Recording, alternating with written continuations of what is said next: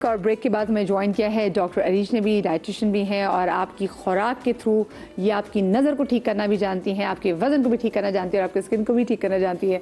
अरीज, आपको शो में हम कहते हैं खुश आमदेद।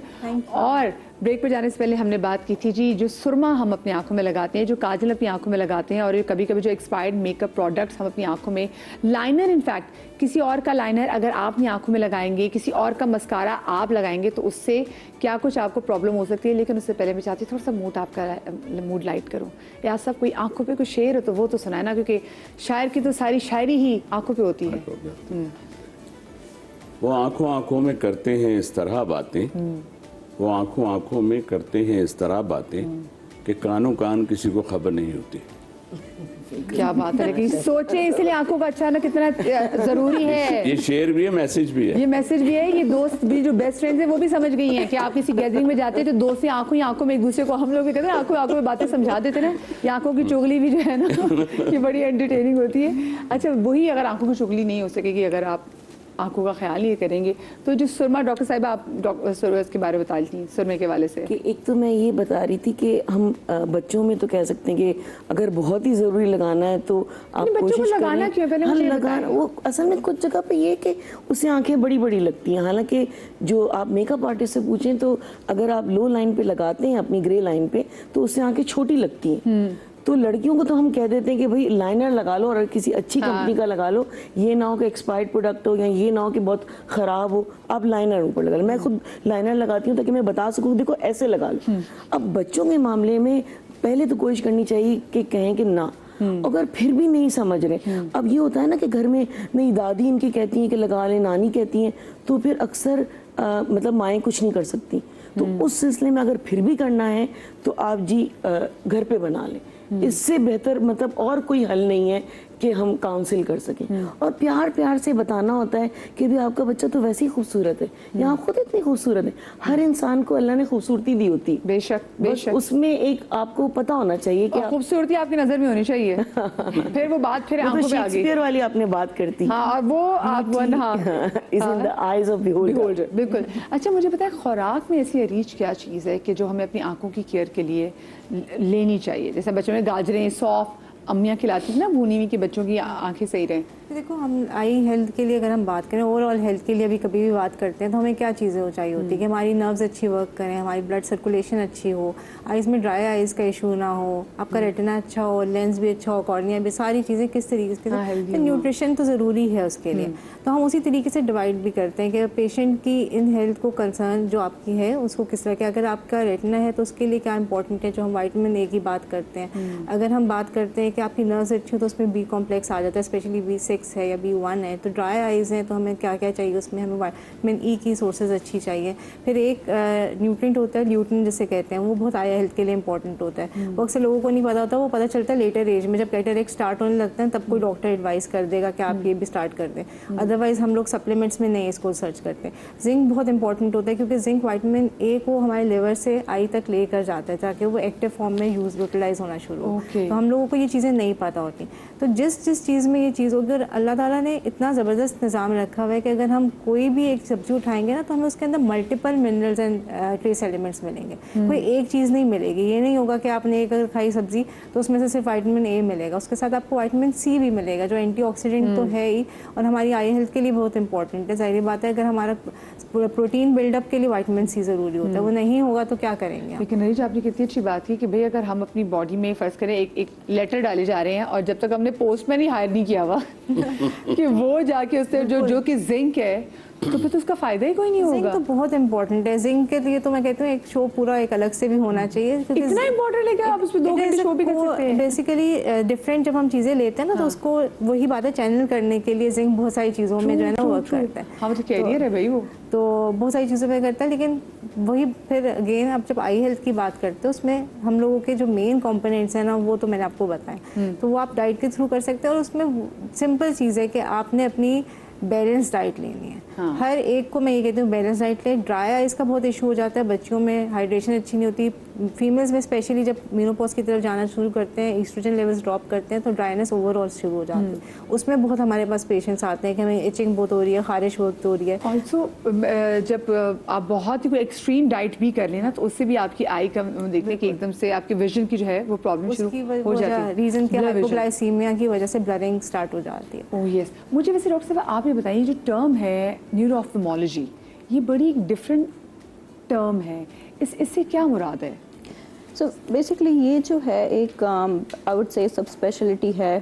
इतनी बड़ी जो ऑफ्थल्मोलॉजी है जो वैसे लगता है कि बड़ी छोटी सी है, but it has one of this important सब स्पेशलिटी। अनफॉर्चुनेटली पाकिस्तान में अब तक ये इतनी डेवलप नहीं हो सकी है, नहीं हुई है। उसकी वजह मुझे ये लगती है कि बिकॉज़ ये फील्ड ऐसी है जिसमें हर इट्स मल्टी डिसिप्लिनरी, इसमें आपने बहुत सारी टीम को एक साथ लेके चलना होता है। तो इसमें आपके साथ न्यूरोलॉजी भी आती है, न्यूरोसर्जरी भी आती है और ऑन्कोलॉजी भी आती सबसे है। करीब अगर देखा जाए तो यही है, दिमाग ही है, बिल्कुल। हम साया बैठा हुआ है। सो बेसिकली न्यूरोऑफ्थल्मोलॉजी है क्या? ये आँख और दिमाग का जो कनेक्शन है, उसकी जितनी पैथोलॉजीज, उसकी जितनी बीमारियां हैं, उसको आइडेंटिफाई करने वाली फील्ड है।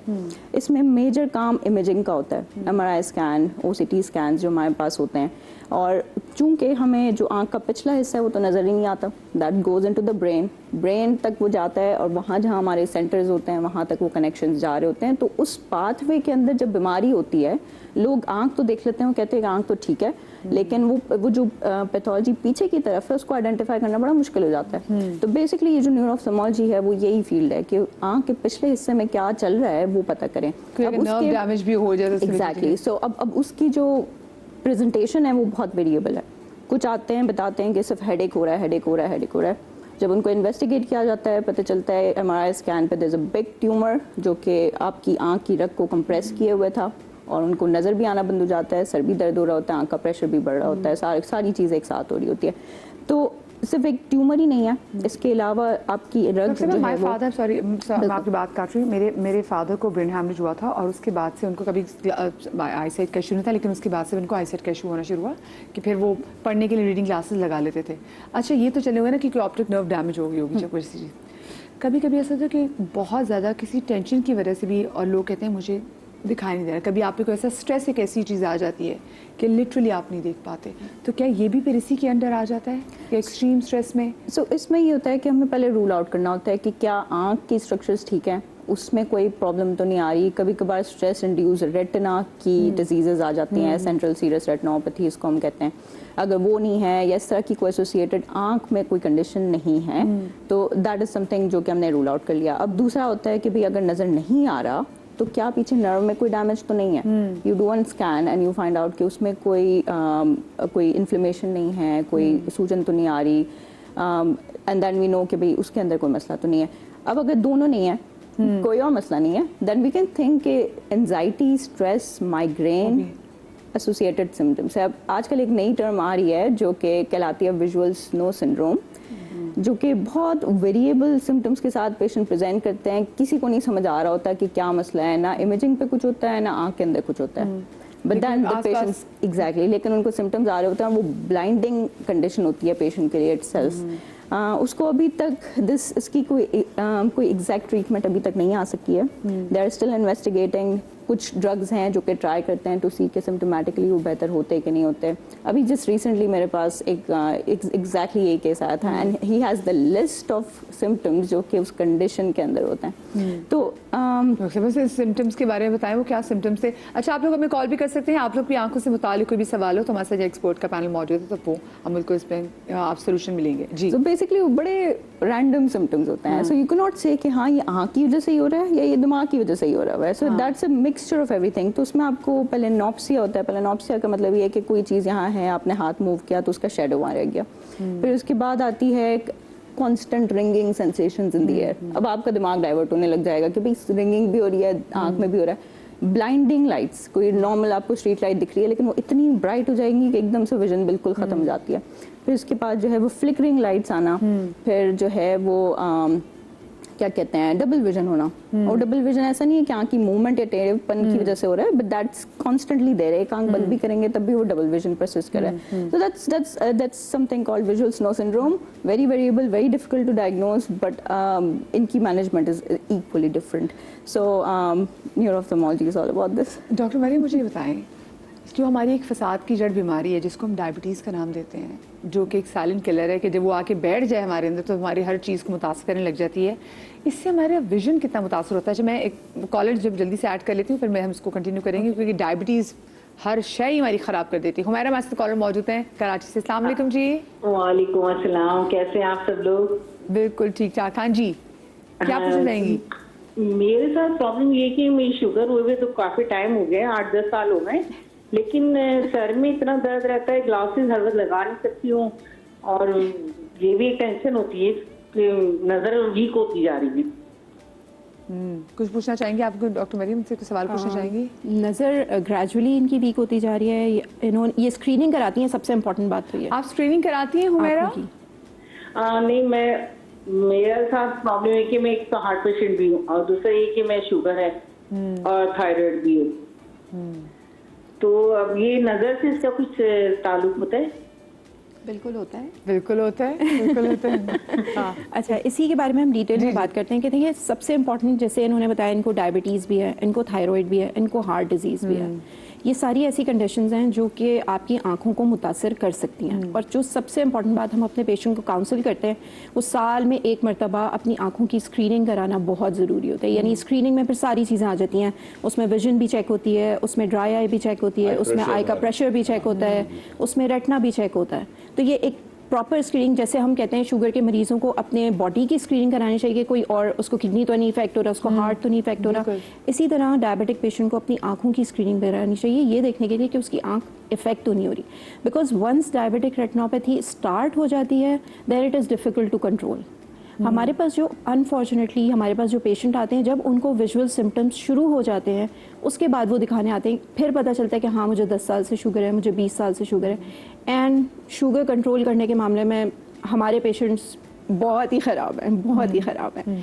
तो जिस तरह स्क्रीनिंग में ख़राब है इसी तरह बाकी चीज़ों में भी ख़राब है। तो उसमें फिर क्योंकि it is a blinding condition, जब वो इतनी ज़्यादा बढ़नी शुरू हो जाती है, एक स्टेज ऐसा आता है कि फिर वो ट्रीटेबल नहीं रहती है। तो उसको आने से पहले, जैसे हम ब्रेक में बात कर रहे थे कि आँख में इंजेक्शंस लगाने पड़ते हैं, ब्लीडिंग हो सकती है, रेटिनल डिटैचमेंट हो सकती है, एंड देन अगर आगे की बात करें तो उसकी वजह से ग्लोकोमा हो सकता है, उसकी वजह से ऑप्टिक नर्व डैमेज है। तो डायबिटीज़ जो है वो बेसिकली एक ऐसी डिजीज़ है जो आँख के हर स्ट्रक्चर को इन्वॉल्व कर सकती है। Oh my God, oh my God. जैसे आपकी वजह कि हर ऑर्गन को भी मुतासर करती है, तो वैसे उसने आँख कहाँ बख्शनी है?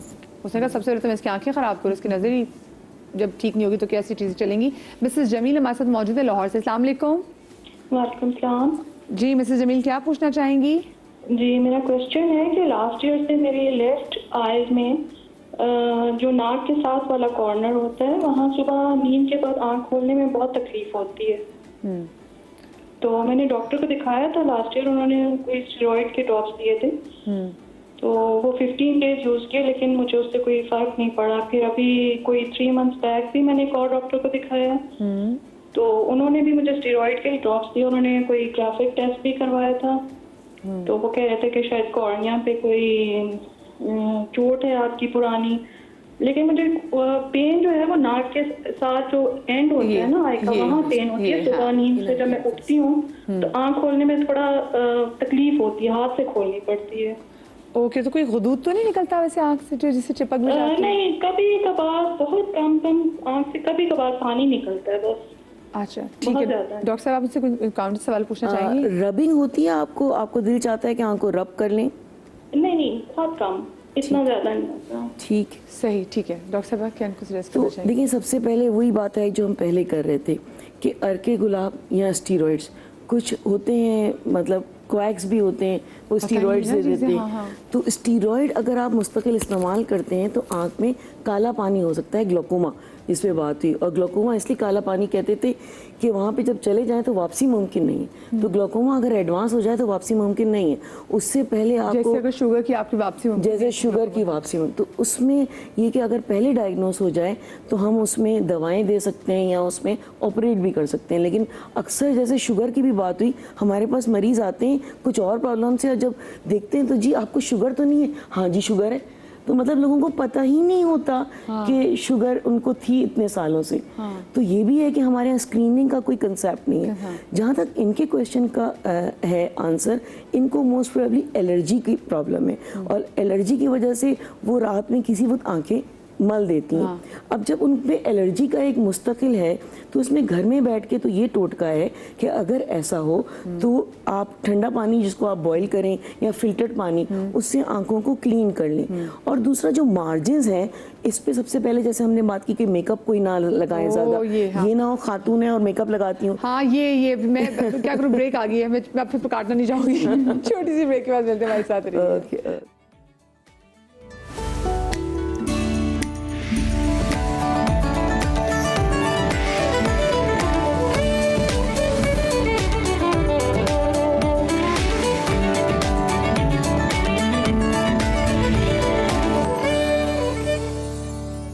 Welcome back after the break.